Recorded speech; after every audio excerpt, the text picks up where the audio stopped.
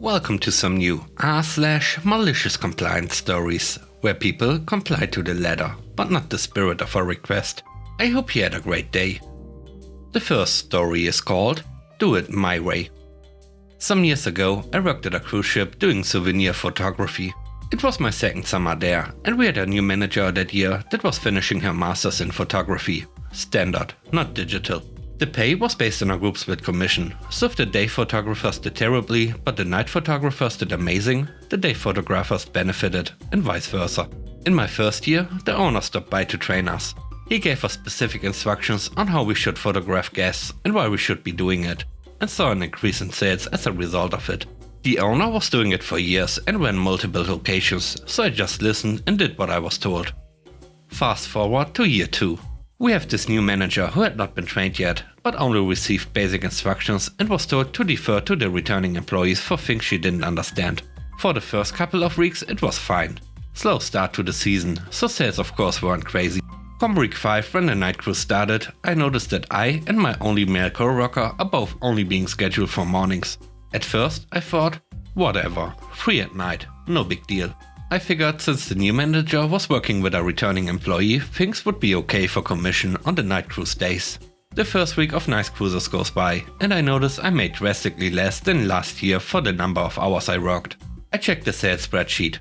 Every employee needed to update this at the end of their shifts, and noticed that day sales were the same as nights. I ran up to the ticket office to check the passenger list for the days they ran night cruises, assuming there just weren't many passengers. Not only were there way more passengers at night than during the day, but I noticed way more waste. The second week I have a split shift that overlaps with the manager. She puts me to the side at the beginning of the shift and explains her expectations for photos. She shows me an example of hers and then shows me one I took. She told me the way I took photos was unacceptable and I had to shoot them the way she did. These photos, by the way, get put into 8x6 sheets and were small wallet-sized photos. Her photo was highly technical. The entire top half of the photo was negative space and showing off the location. Yeah, sure, I kind of got what she was saying, because I was in school for photography too. Too bad we are selling pictures of people and not space. I explained to her that I and my co-workers have been shooting the way the owner himself instructed us to, and she said, I am the manager here, not you. I don't know what he told you to do, and that's not what we are doing. Do it the way I tell you, okay? In the third week, I explained to my co-worker that this is what the manager wanted, and he was confused as well. So we do it. We take these photos where the passengers are barely visible in the wallet photos, and half of the photos are negative space. Sales plummeted, to no surprise from anyone but the manager and owner. I got a phone call from the owner, asking if there were fewer passengers or something, and told him that it was normal. He asked why sales were down at night as well, to which I told him I had no idea, because I was never scheduled to work at night anymore. He wasn't sure how to take that, but we left it at that.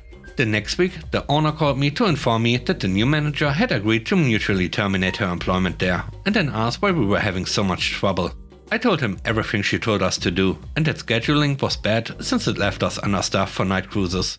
It turns out she was instructed to hire new employees for the season, and she ignored every single applicant because they had no formal photography education. The next story is called Not Being Helpful. I'm an IT director, though I'm the only IT person in a non-profit with 45 plus employees. The place I work is a toxic nightmare, only because of the CEO. Everyone else is awesome. I didn't want to leave my job and my co-workers, but I was left with no choice. I was quiet quitting for several weeks while I interviewed for new positions. I took home all personal items from my office. The job market for an IT person of my caliber is like Candyland right now. I quickly found a new position, and the day they officially welcomed me to the new company, I submitted my 2 weeks notice. Granted, I had been considering giving no notice and leaving with a fire and brimstone approach, but I read a lot of articles about resignation letters and avoiding any negativity. So I backed off and just gave a boilerplate 2 weeks notice resignation letter. Nothing positive, nothing negative. A co-worker who wears several hats was tapped to be the interim director. I met with that person and the CEO to develop a transition plan to avoid as much chaos as possible. They mostly work in social media and marketing, but during 2020 I had trained them to be emergency IT replacements in case anything happened to me.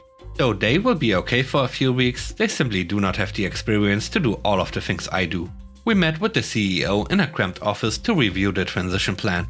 We immediately stated that the interim IT director would not be able to do the old job while they are running IT.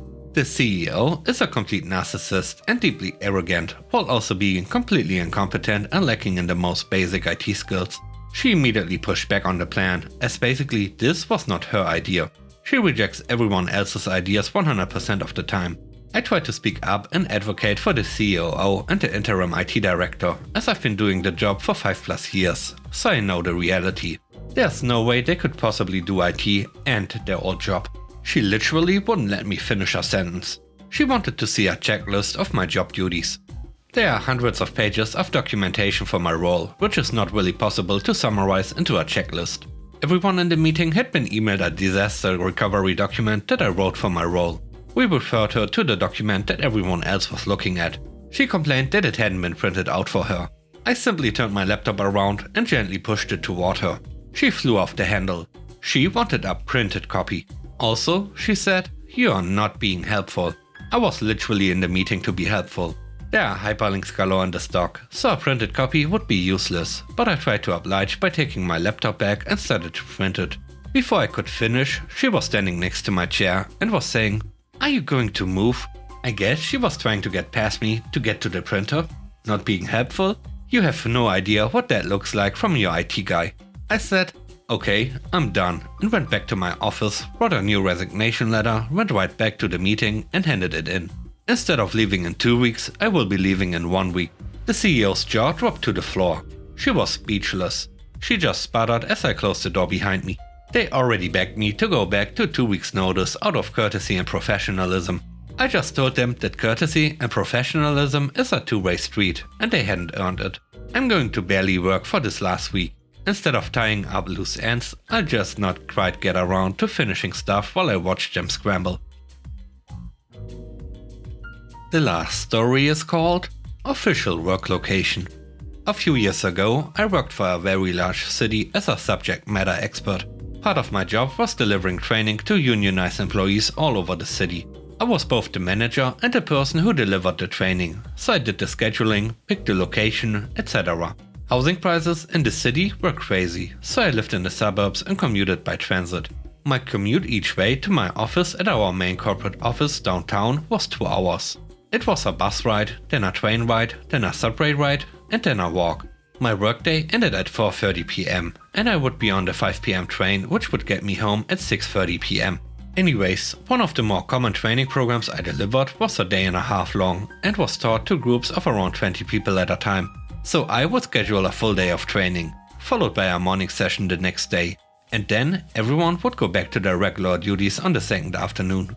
This would often add another 20 to 40 minutes to my commute via some combination of subway, streetcar, bus and walking.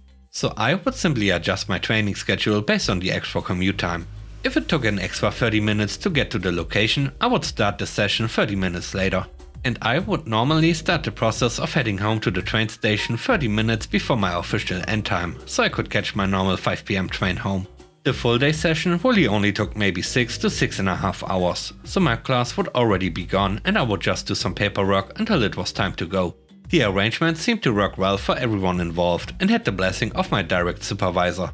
One day, a company-wide email went out. All management/exempt staff must start and finish their workday at an official work location. No exceptions. Failure to comply may result in termination. So instead of commuting directly to wherever the workshop was being held, I would commute to my office, log into my computer, then log out and start commuting to the workshop location.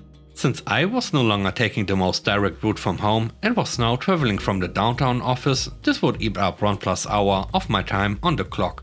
I would then end the workshop early, commute back an hour plus to my office just in time to get there for 4:30 p.m, log in and out of my computer and start my commute home.